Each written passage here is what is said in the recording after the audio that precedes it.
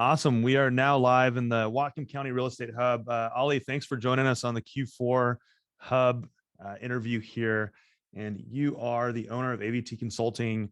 And for those I'm sure a lot of people in this group know what you do and know you probably at some level. But for those of you that don't know Ollie, tell the group a little bit more about what you do, what a land use consultant does, and the importance of that role in the building and development process. Sure. Thanks, Leo. Hello, everybody who's watching. So yeah, my name's Ollie Taysi with AVT Consulting, which is the name of my business. We do a few things related to land use development. We assist people with planning work. So feasibility is what I would describe that as, understanding the rules and regulations that apply to a particular parcel of land or a particular project on that land that someone wants to accomplish. Understanding the restrictions and the maybe incentives, what might help you accomplish your goal. And then we also do permitting work, which is actually, physically managing the permit process with the agencies. And those are like kind of the two components. So feasibility planning and then permitting. And we're one of 4 or 5 small consulting companies that operate in Whatcom County that do this work. A lot of this work used to get done by surveyors and civil engineers and architects. And over the past decade, as the regulatory structure in the Pacific Northwest in general has gotten more complicated, those professionals have kind of moved away from doing that work. And so the need for a private consultant that focuses on the code analysis and the rules and regulations has become kind of more important. Because the surveyors, engineers, architects have moved more toward their core skill set. And so we would sit down with someone, typically like you, Leo, and say, hey, what's your property and what's your goal? And then we help you analyze all of the potential constraints on that, rules and regulations, and determine whether or not you can accomplish that goal, what you might need to do in terms of planning for that goal, hiring surveyors or biologists, civil engineers, whoever it might be, and then also understand the permit process, the interface with the regulatory agencies. Yeah, absolutely. And I think, you deal with a lot of real estate brokers on many different levels, whether it's development, large commercial land deals, or whether it's a single family, which it sounds like is not as much in the focus right now just because of the volume. And I mean, really for the sake of this call, real estate brokers are selling and buying land, right? There's people, or they're representing buyers and sellers that are selling and purchasing land. And I think we see this common phrase, build ready land, shovel ready land. And, for you as a land use consultant, or even from the perspective of a buyer going into that sort of situation, what would you like to see happen as a standard for how a property is marketed? When someone says it's shovel ready, when someone says it's raw dirt, I mean, what would you like to see? Yeah, well, that's a good question. There's kind of 2 levels, I would say, to what ready to build means. That could mean when I see that, I think, okay, that could mean this property has been entitled, the permits have been put in place to build whatever needs to be built on the property, which typically means that all of the reports and studies have been done and the design work has been done. And you can tell very clearly what you're allowed to do because you have a permit for that particular purpose. So that's one way to look at like ready to go, ready to build. A further step, which sometimes people see, is that the infrastructure or improvements that are necessary to actually build something are in place. So something might be build ready. For example, a 2-lot short plat, someone has a house and they want to break off a lot in their backyard or something. And you might have a permit, but that permit might obligate you to build a driveway or install a water main or make a frontage improvement, like put a sidewalk out front, right? And if that work's not done, it's not really build ready to build the house, because before you could build the house, you have to do these other infrastructure improvements. And so it could mean one of those 2 things. And a lot of people sell land at both of those points. So it's totally appropriate to get a permit and sell the permit. But it's important for, let's say you're a buyer agent, to distinguish between a permit and something that's actually ready to build vertically on, because there may be additional steps that are needed, even though that permit has been issued, before you could say, go get a building permit. And so there's a difference there. I'd like to see a property. If I was working for someone who was looking for something that was ready to build, I would like to see something that at a minimum has a permit. Yep. Because that's where all the questions are answered, right? You know, if it doesn't have a permit yet, that means there's still questions out there, whether they're related to infrastructure or critical areas, utilities, something like that. And so that's kind of the difference between those two stages. Yeah, thanks for clarifying that. Yeah, and I think, okay, so let's move to another point. You've got this buyer that comes to a buyer's broker and says, I want to build a house, right? And I think everybody on this call and people in this group have heard that 1,000 times, right? I'm looking at a resale home, or also considering building a home. And I think some people get excited about it. Other people go, oh, here we go. Because it all really depends on the capability and the education of both the broker and of the buyer. But if you were to condense it and just say, here are your hit points for that broker to educate their buyer, what are some of the main stages? So let's say we have a raw piece of land and this person says, I want to build on this piece of land. What are those main hit points to get from that point to being, you have your foundation going in? Sure. Well, something you and I talked about before the call started a little bit was the difference between maybe a county versus a city project. Right. And so they're actually different. In my opinion, there's different key points when you're looking at a county or a city project. And I don't mean Bellingham, I mean any incorporated city, where there's usually municipal services. And that's the real key difference, is that in a city or maybe an urban growth area like Glacier or Kendall or Birch Bay, where you have municipal services, water and sewer service. Whereas in the rural parts of the county, you typically don't have water or sewer service. You might have an association for water, but very rarely do you have sewer service. So if you're looking at raw land and you're in a rural environment, without a doubt, the two key things to look at are utility service, how the site is being served with water and sewer or septic, and critical areas, which really is wetlands and streams, because a lot of our county is very wet, and buffers have continued to increase over time as our codes have been updated. And so the things that we see impact the ability to achieve a single family development are inevitably critical areas considerations and utility provision. If you can't find space to site a septic system, if the soils on the site don't accommodate a septic system, you could be precluded from developing. And so when we do feasibility for a buyer in the scenario you're talking about in the county, we always recommend that a septic designer goes and does a soils test on the property to make sure that the soils can accommodate a septic system. Or if the seller is representing that there's a septic permit or that soils are verified, we ask for written verification of that. And then the other thing we always recommend doing is doing a critical areas reconnaissance, hiring a biologist to look at the property to determine if there's any wetlands or buffers that could restrict where you can and can't build.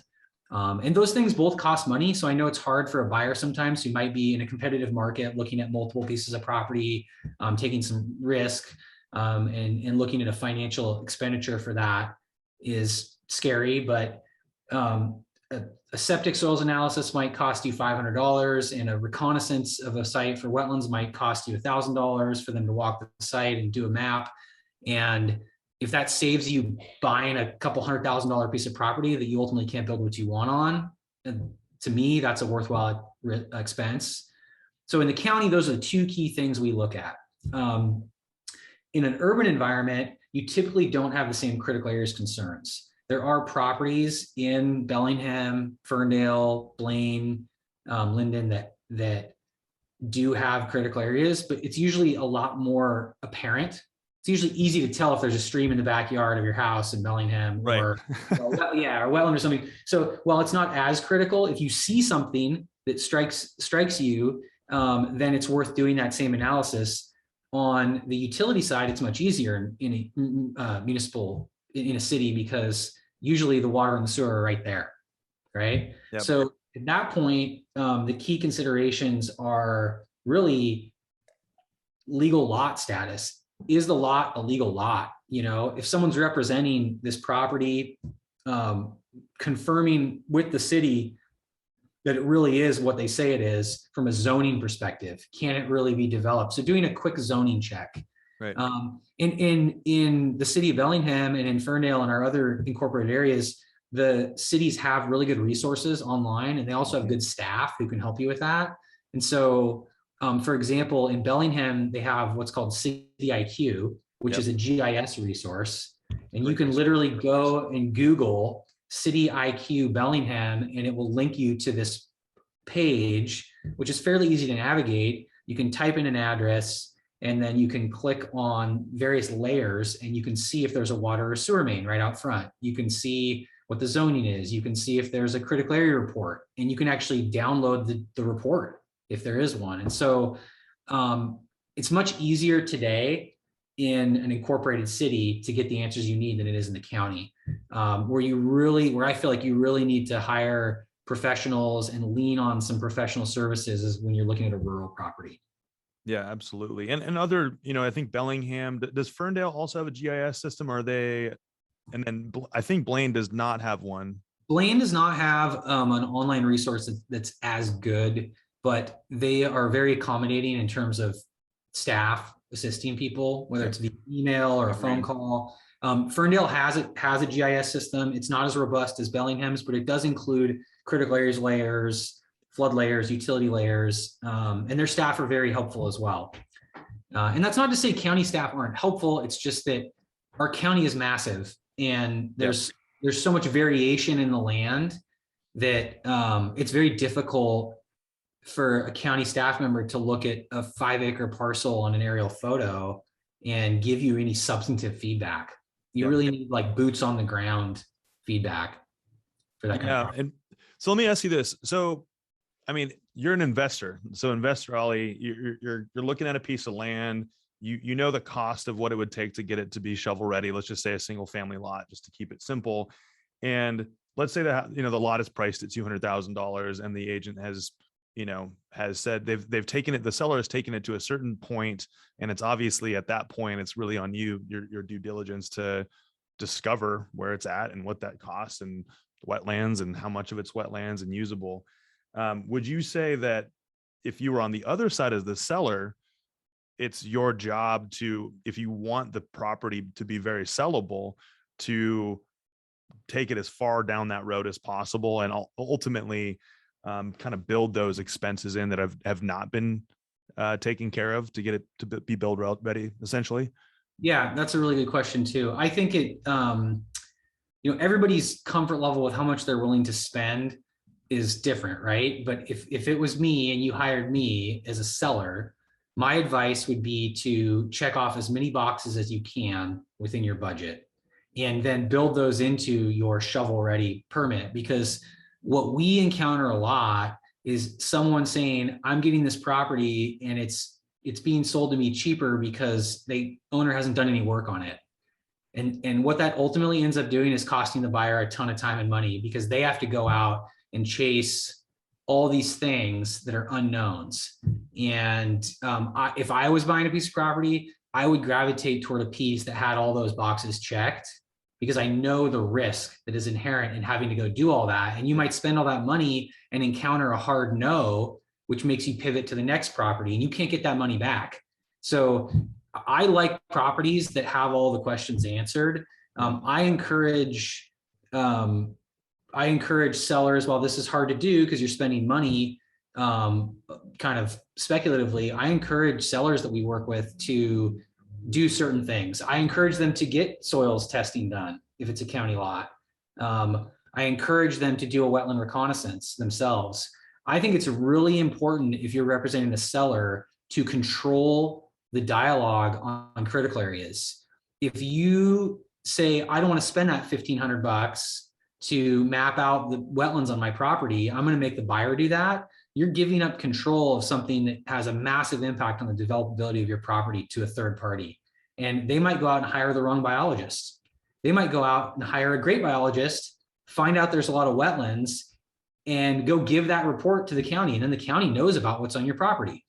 And then they might not like the result and walk away, and you're stuck holding the bag, so to speak. So I always encourage property owners to control the dialogue or the narrative on critical areas. It's always worth hiring the biologist yourself. So if you don't like the result, you don't have to share it with anybody. Right. You can control that. And so to me, that's really important. I would say, checking off those boxes is really important, particularly in rural environments where there's just a lot of question marks. So I guess I don't know if that answers the question. No, it does. Yeah. And I mean, from two different sides. From one side, the seller ultimately, they're probably going to have a better opportunity to sell the property, right? It's going to be more likely to be stuck in feasibility less time, right? Yeah. And that's a really good point. Just to comment on that, a lot of the things that we see that are disappointing for sellers is that if they don't do that work, they get tied up in a 120 day feasibility with a buyer who goes out and does that work and then finds out they don't like the results and walks away, and the seller has lost 3-4 months. And then they have to do it again, and they have to do it again until they find that person who's willing to live with those results. So I feel like you can get to you can eliminate feasibility items and push for a shorter feasibility period and a quicker close if you provide that information to a seller. Yep. Again, you're controlling the dialogue, you're controlling the narrative of your own property. It might cost you a few $1,000s here or there, but it's probably worth it in time. The potential risk of time delays that you're referring to. Yeah, and we're talking about selling a $250,000 piece of land. I mean, or even $100,000 piece of land, a couple $1,000s to ensure that it goes smoothly. It's not tied up for a long period of time, and ultimately, they could get more money for it. And so, and as we talked about feasibility, and I think, there's probably a handful of brokers on here that are, constantly in feasibility because maybe they're in commercial or they do a lot of land. What's your recommendation? I mean, if you as a buyer are looking at a piece of land and there's some unknowns, what kind of timeline is kind of typical? What would be a comfortable amount of time for you to go, all right, 30 days, 2 weeks, 6 months, whatever it is? Obviously it depends on the scale of the project, but just like, a 5-acre piece of land that's buildable out in the county, how much time would you be comfortable in giving as a feasibility timeline? This is a question that none of the real estate agents like me answering, because I always recommend more time than they want to give, particularly seller agents. But I'll be honest with you, if you're in a rural environment where there is potential complications with ensuring adequate provision of utilities and adequate critical areas analysis, I think 90 days is an absolute minimum. Yep. And I know that maybe even as recently as 5 years ago, people would do 30 days or something. I can tell everyone out there in the, Google world or internet world that's listening, if you approached my office and said, I have a 30-day feasibility, we would just reference you out to someone, because there's no way we can do an analysis in 30 days. We demand a 90-day minimum. And a lot of that's driven by the labor pool we have for professional consulting. You can't find a good biologist to go out to a site in 30 days in Whatcom County. They're 45, 50 days out just to visit a site. And the same is true if you need a survey or a septic designer. You might get lucky, but really you need that 90-day period of time. And with the complexity of the regulatory structure that we're dealing with in our county, if a buyer comes along and says, there's some questions about this, that, or the other, I need 90 days. To me, that's not an unreasonable ask. Yeah. If you were in a city, it's usually a little bit easier to evaluate things. So maybe 45, 60 days is okay. If you're buying a platted lot somewhere, it's not as, obviously not as much to be concerned with. If you're up on U Street and it's just acreage tract and it's all wooded and there's steep slopes, you're in the city, you still might need 90 days. So I would say that's an ideal, 90 is an ideal minimum. Got it. And that's interesting because I understand from a seller's perspective, they're going to want to push the best offer in the shortest amount of time with the least contingencies, right? That's what they should want. I mean, you should want the least hassle on that and the most money.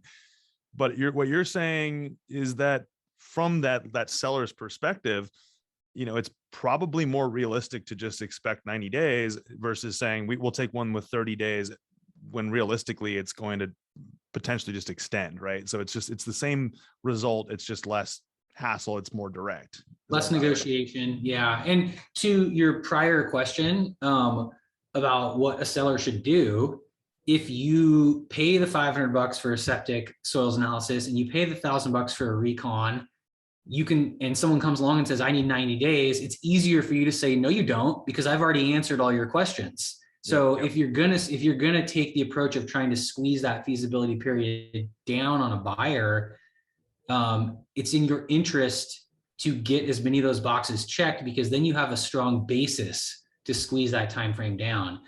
I think it's unrealistic to ask a buyer to commit to a short feasibility if you don't have any questions answered.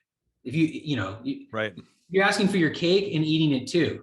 You're asking for a short feasibility and not providing any information to a buyer. So you'll end up in the situation that you just described exactly, which is someone will say, fine, I'll do that. They'll be a less than ideal buyer. And then 28 days in, they'll say, hey, turns out we found there are wetlands, we need an extension. Or, the biologist we want to work with needs another month to get out to the site, so we need an extension. And then you're negotiating an extension. So I really, as crazy as it sounds, just the place we live, the regulatory structure we have, the physical lay of our lands, it's very difficult to get the answers you need in that shorter window of time. Yeah, let's not rush things. Obviously, let's keep things moving along at a clip, but just being realistic about the timelines and on both sides, right? Even in a hot market. Let's shift to this whole topic of, hey, I've got this large piece of land, and this is pretty general, so I don't expect a specific answer, but I've got this large piece of land, I want to subdivide and build. You have that person that calls you and says that. What are your first questions? What would your first questions be to that person? Let's say scenario where they're in the city, scenario where they're in the county. Yeah, it's good you differentiate between the two, because usually there's different end goals for those two situations. Most of our rural lands that can be subdivided now are rural 5-acre zoning, which means, one unit, one density per 5 acres. But in many areas, there's options to cluster the development so that you can fit it on an impacted site easier. In certain areas of the county where we have agricultural soils, you're obligated to cluster. So the first thing I ask someone in the county is, what do you want this to look like? Was your vision to have 5-acre estate lots? Because you might not be able to do that. Or are you interested in clustering and retaining a reserve tract for yourself? So the very first thing we ask is kind of, what's the vision for that property in the county? And then once we have an understanding of that, we would evaluate the zoning to determine if they can actually do that. And then once we've established, okay, the zoning permits the vision, then you start delving into the details of, how are we going to get water and septic out here? Are there wetlands to consider? Where's the road going to take access? Those kinds of things. But we start high level. What's your goal for what you want this to look like? And can the zone even support that? And frankly, subdividing land in our rural environment is harder because you don't have municipal services.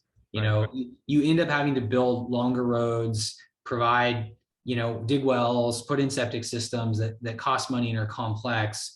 Whereas a subdivision in, the Roosevelt neighborhood in Bellingham or somewhere in the middle of Blaine is usually much easier to evaluate, because there's usually a water and sewer main out front, a road out front, that kind of thing. So when it's in a city, then we typically first we talk about the product, right? Because are you doing this because your family has owned it forever and you're just trying to maximize profit from this property and move on with it? Are you doing it because it's for family members? Are you doing it to get the most units or the most expensive units? There's so many options in an urban environment now to subdivide, whether you want to do an attached housing product or a detached housing product.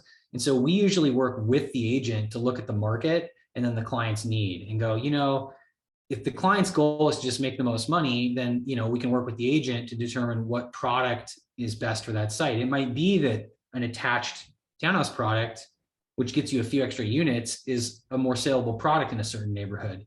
It might be the exact opposite, that in the neighborhood that you're in, it's predominantly detached single family, for example. Maybe your highest and best value is with a similar detached product, even though it might get you fewer units.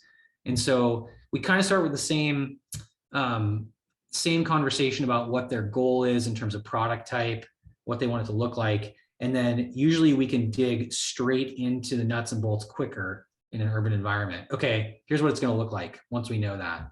And honestly, in our urban environments, there are way more options in terms of what you can do. The way our codes are written, most of our land that's still developable, you end up with 3 or 4 different options for how you want to proceed. Yeah. And okay, so Ollie, I give you a call and I say, hey, Ollie, I'm driving around Sudden Valley and I just found this lot and it's only $5,000 and I want to build a sweet house on this lot. And what would your first question to me or advice be to me if I just drove by and saw one of these incredibly cheap lots out in Sudden Valley, which they're not as cheap anymore, but you know what I'm talking about, those lots out there. If you said that about a lot in Sun Valley, I would say, are you willing to take 2 years to get to a building permit? Because it's really difficult to permit things in Sudden Valley. It's watershed. There's tons of topography, which generate critical areas issues. Sudden Valley does their own building permit review. So you go through 2 agency reviews. And there's a seasonal restriction on construction in the watershed, which is from June 1st to October 1st. So you have a 4-month window to do all your dirt work. And so if you approached me, for example, in January or February of a year, I would tell you, you're not building a house this summer because it's basically impossible to get a building permit in the window of time you would need to start in June. If you approached me in October, you might get it for that following summer. And that's just the reality of the permit process these days, is that that particular example you just selected, Sudden Valley, is a difficult one. Yeah. I would say beyond that, if someone was like, yeah, I understand it's going to take a long time and I have the seasonal restriction, the very first thing I would look at out there is provision, same thing, provision of water and sewer in critical areas. Yeah. Does the Lake Whatcom Water and Sewer District have water and sewer out front with shares available? And are there critical areas on the site? And in Sudden Valley, a lot of the critical areas are steep slopes, right? So, is this site so steep that it might be difficult to build on? Those are the first things I would look at. So you talked about the watershed, and I think, many of us may understand the buildability, for lack of a better word, in the watershed at a very surface level. So, you're talking about a long window. So someone says, hey, there's a lot that is over in Silver Beach or Sudden Valley or anywhere within the watershed, which is that just technically between, I guess it would be Stewart Mountain, Galbraith Lookout. It's everything that's basically peak in to the water, correct?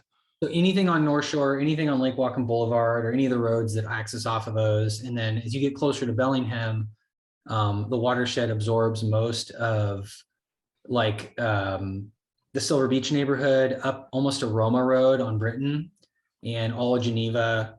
Once you get back into town, kind of to like Electric, Lafine's, Birch Street, you move out of the watershed. But everything from there over is watershed. And the city and the county have similar regulations for watershed development.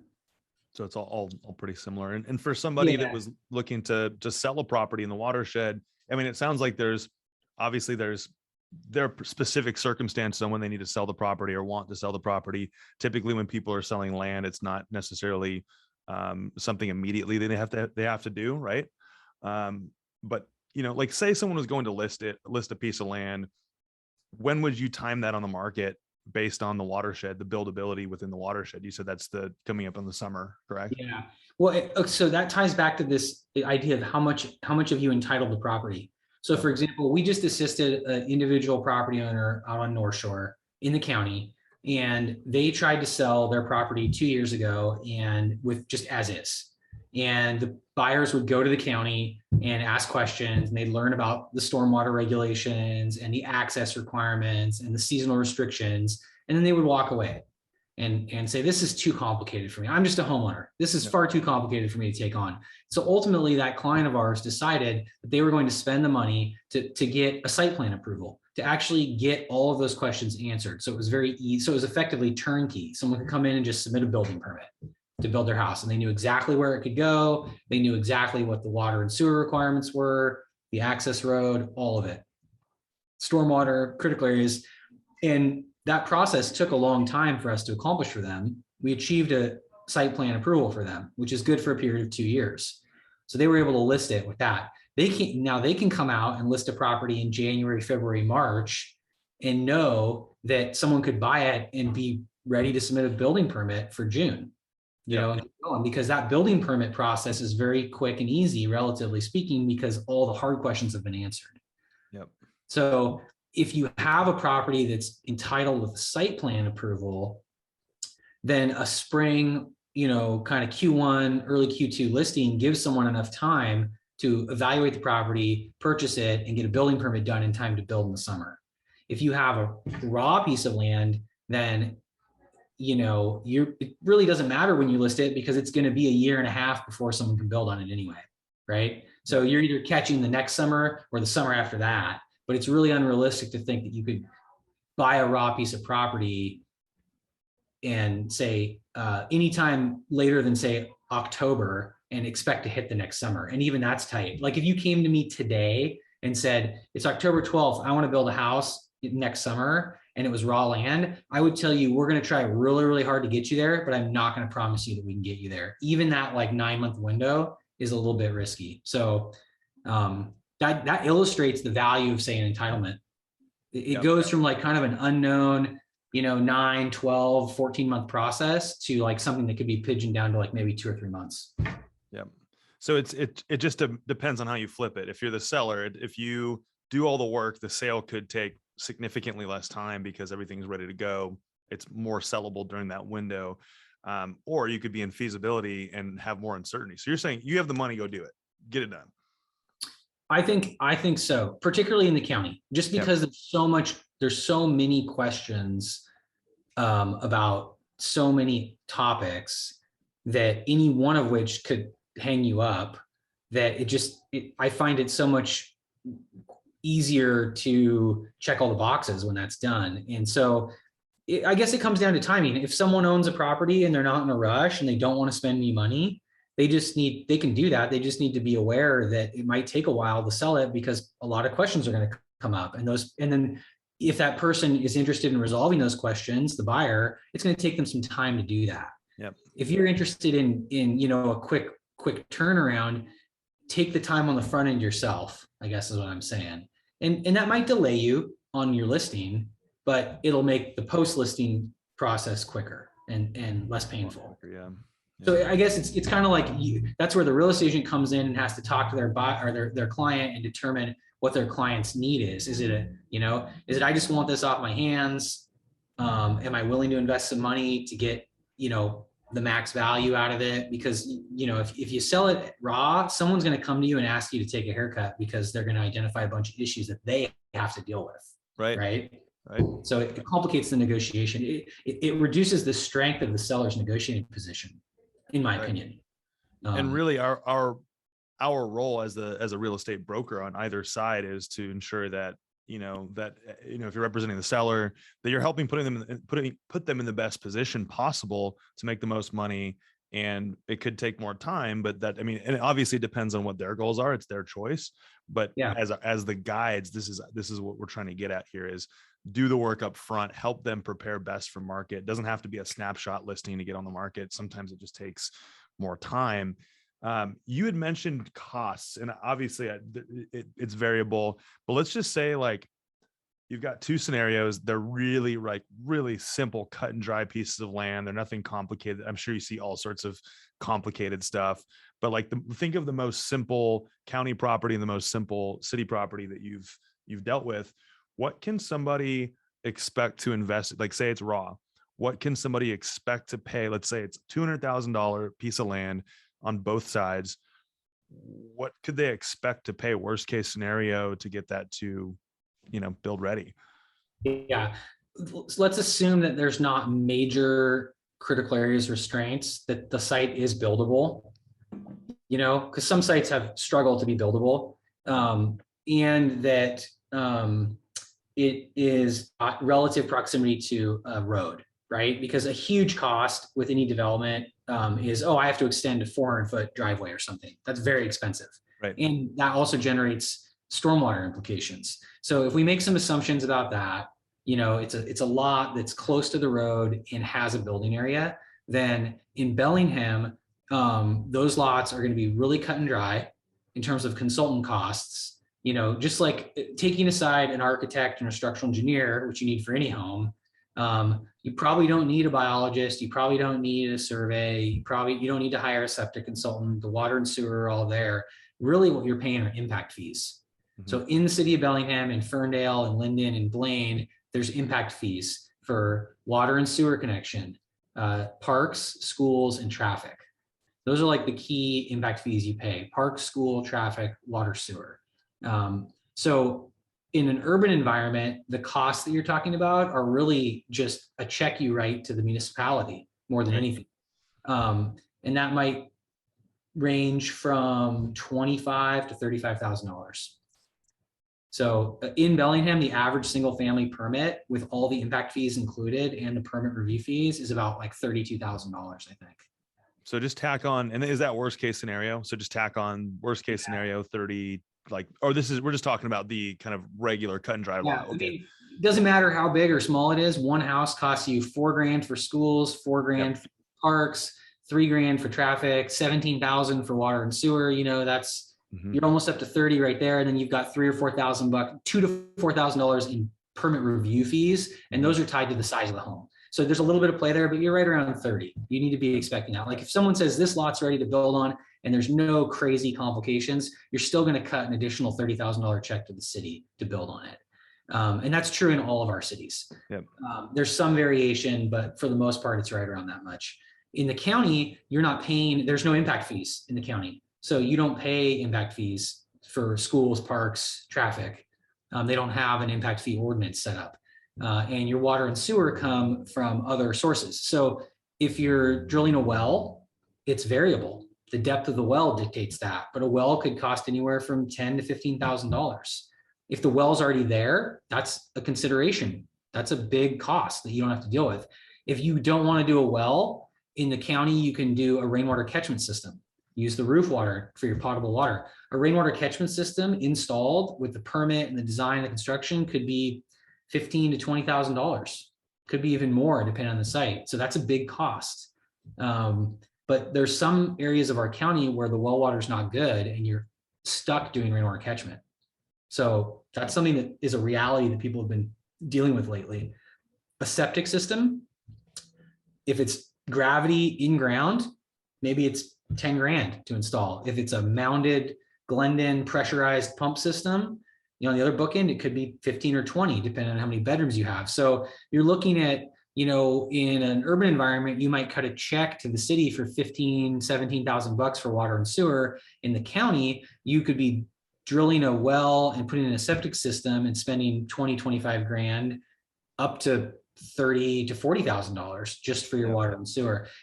If there's a water association in place, Pole Road, Deer Creek, there's water associations all over, Lake Whatcom Water and Sewer District for Sun Valley. You just cut a check to that district, and the average share price is about $10,000. They vary. Some associations charge 8, some charge 12, but it's right around 10. And so you're spending money on your water and sewer. What you don't have in the county are those additional impact fees for schools, parks, and traffic. And so depending on how you acquire water and sewer, you might have a lower total cost than in a municipality in terms of fees that you pay. The trade-off is that in a rural environment, you might need a wetland, you might have more soft costs. You might need a wetland delineation and a survey of that wetland and a septic, soils analysis. and that delineation might cost $3,000 or $4,000, and the survey might cost another $3,000 or $4,000, and you might find that you have $10,000 in soft costs that you wouldn't have in an urban environment. So for those that are listening, what's the difference? What is the difference between soft and hard costs? So a hard cost is, in my opinion, well, a hard cost is like a physical construction cost. Like I have to build the road or something like that. I have to install a well, right? I have to install a septic system. And in my mind, a soft cost is like a fee you pay to a municipality, like a permit fee.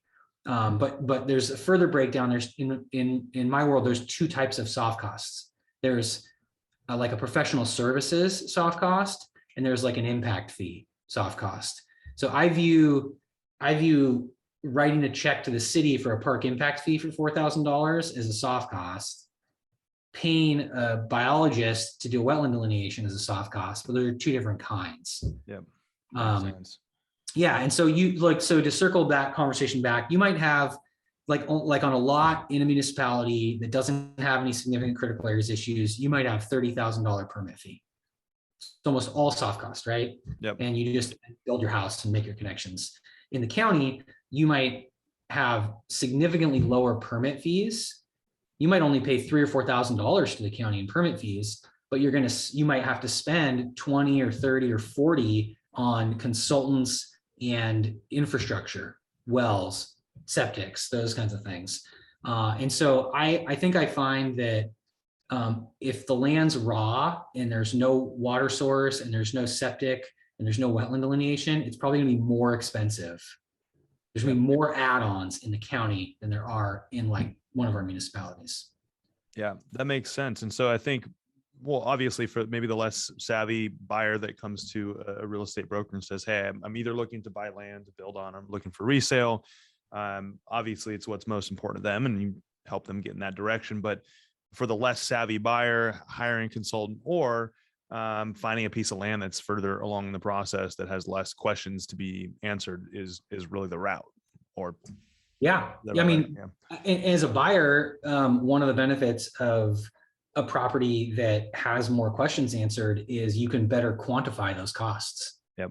You don't have the unknowns. You don't have the risk of, oh shoot, I bought it raw and it turns out I got $50,000 I still got to spend on a well and a septic system and a wetland biologist and a surveyor and XYZ. There's more unpredictability in the county environment due to the nature of the land. And so more boxes checked early is really a risk reducer. So again, everybody's different and every seller has a different motivation and that will guide some of this. But when people do come to us, we push them to get answers early because it just makes the back end so much smoother. Yep.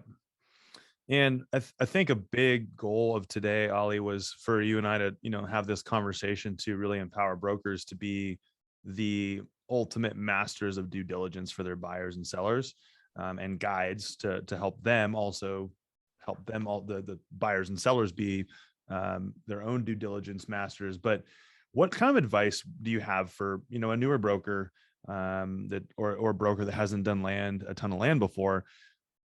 What would you suggest that they do to become as educated as possible on this topic so they can do the best for their clients?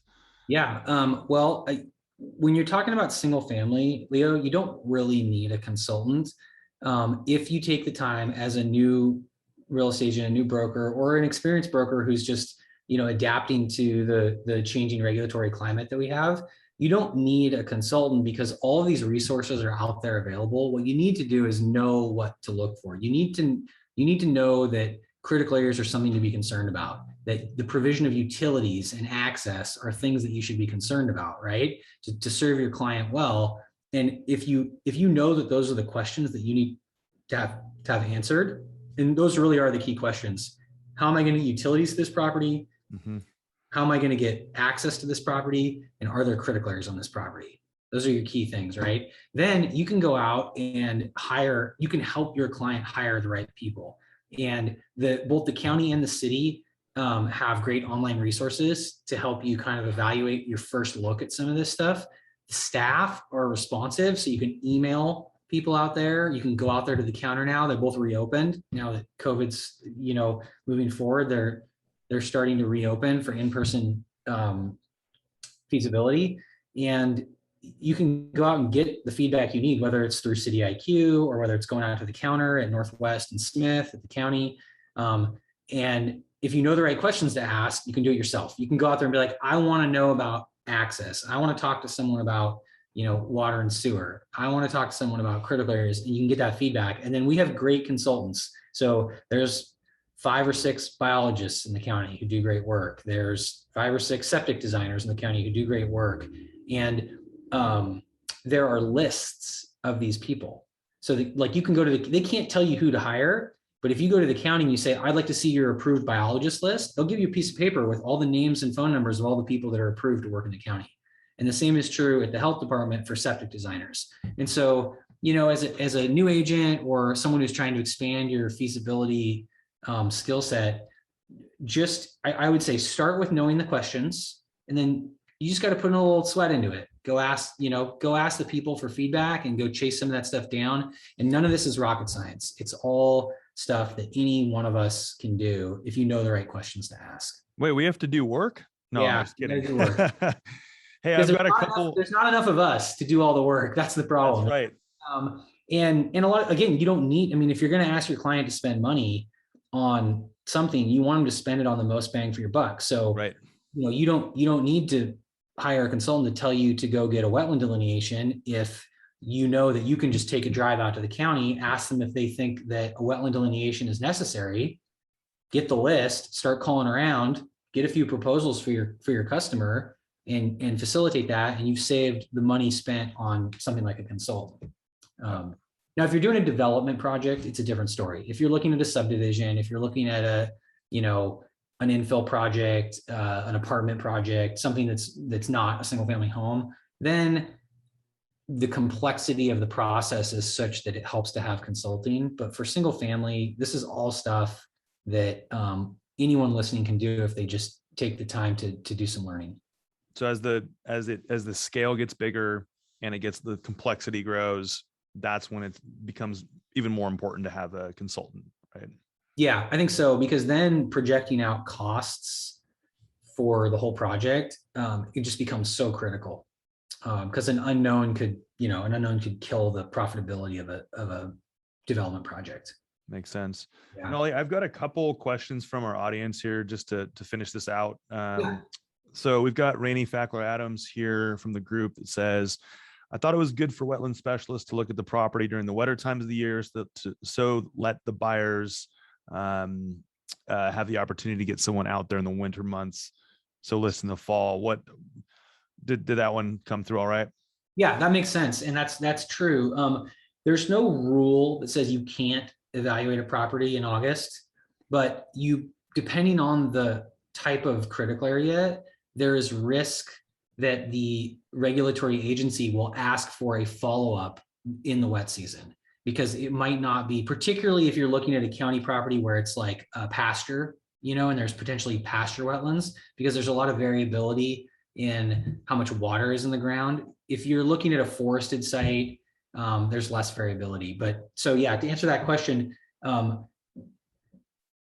be cognizant of the fact that if you do work in the summer, it's possible that might not meet muster for the agency, and they might ask you to reevaluate it. A wetland delineation is good for 5 years. So to the discussion earlier about a seller doing that work, if a seller's looking to list a property, say in the spring of 2022, they can do the work now during the right time, and that work product will be good for 5 years. So getting ahead of it is the right thing to do. You don't want to come along and be like, okay, I'm ready to list. It's August. I'm going to do the delineation now, because you could have done it in advance and had it in your pocket and prevented that risk of a second review. That makes sense. Thanks for answering that question. I've got 2 more questions here. One is from Nicole Tingwall, and she said, are you willing to meet with a buyer or an agent before they start shopping for land to discuss their goals and advise on location, property characteristics to look for? And I know you had talked about not really as far as single family going. you said Yeah. it's, yeah, if you don't mind explaining. Well, so two answers, Leo. Right now, we're not doing a lot of single family feasibility, just because my firm is predominantly focused on urban infill and mixed use development in our municipalities, Ferndale, Linden, Blaine, Bellingham.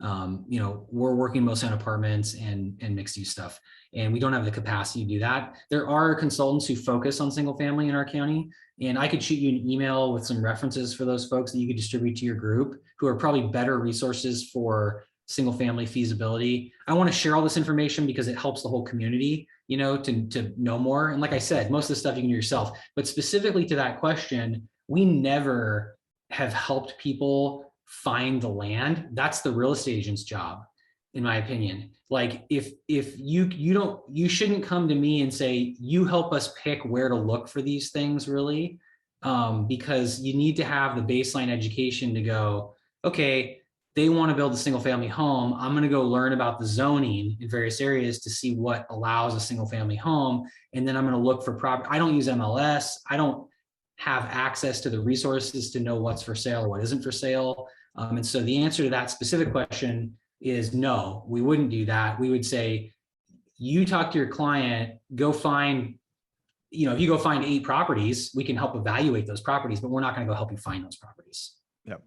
Thank you for clarifying that. So our last question here is from Sarah Fassett here.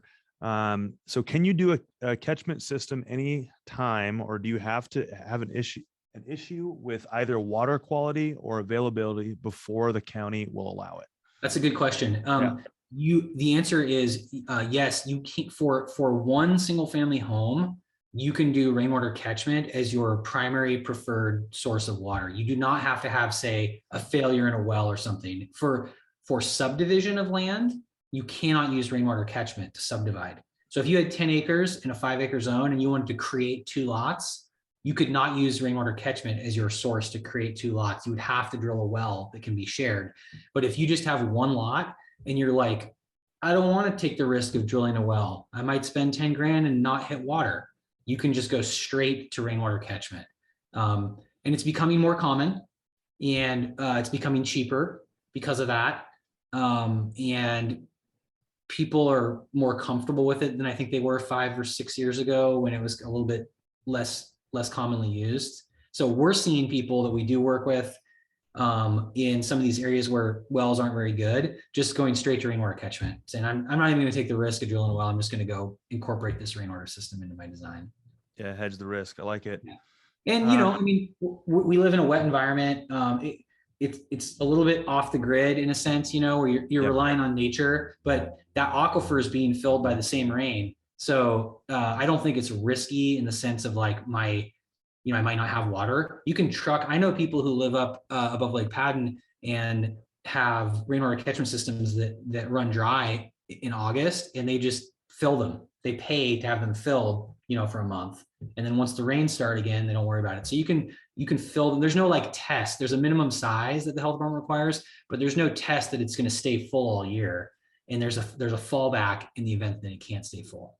Yeah, there would be no way to gauge how much it's going to rain. We know it's going to rain probably a decent amount, if not a lot here. Yeah. And to that, Leo, I know you're probably running short on time, but to one comment to that advice for people, the minimum requirement that the county has for a permit is, I think, 13,000 gallons.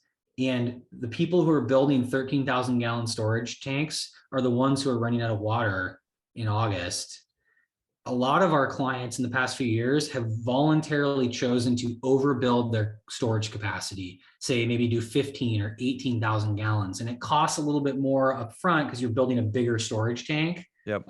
Around, but those folks are hedging against a low rainfall summer. And no one I know who's put in an 18,000 gallon tank has ever run out of water. So if you are advising a client out there and they're looking at rainwater catchment, my advice is it's worth considering the one-time early expense to maybe overbuild your storage capacity a little bit to hedge against a low rainfall summer.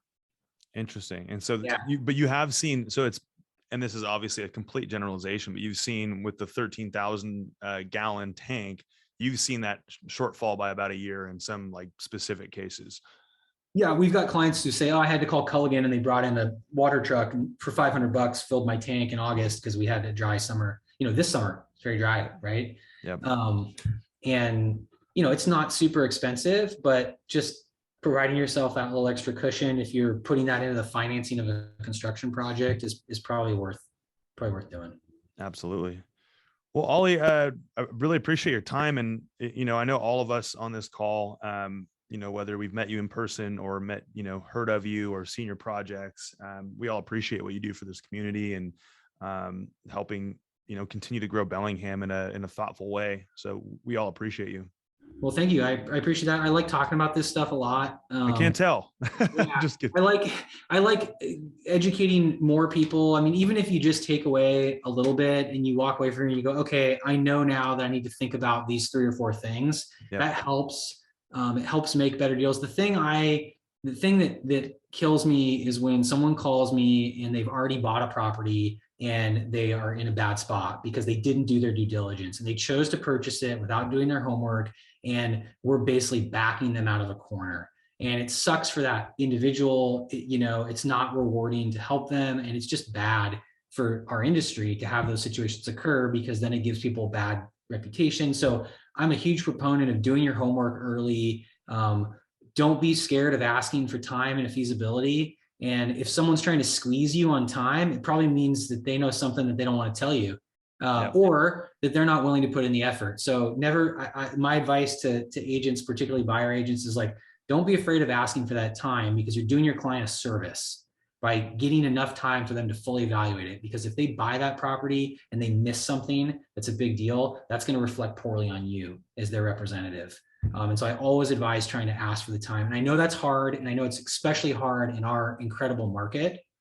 So I know that you can't always do that, but that's just what I preach is try and get the time you need to make a really informed decision. Focus in on those key items, utilities, access, critical areas, and you'll be doing your clients a service by doing that. I love it. On both sides, do the work. And Yep. I think it benefits everybody. It benefits first and foremost, the buyer and the seller. And then it, makes things go smoother for both parties, both real estate brokers as well. So thank you for that advice. And thank you for continuing to spread education on this, because I know day one, when I got into real estate, I didn't know anything about building. I said, oh, you can just go over there and start building a house. Nope. Yeah. So we're here. So yeah. So we all appreciate you. Thanks for joining us today. And thank you for everybody for participating and joining us today. This will all be recorded. Ollie, I'll shoot you the video. So you have that. And this will also be dropped in the hub for those that missed the session here. So thank you again for joining us today. You bet. Thanks a lot.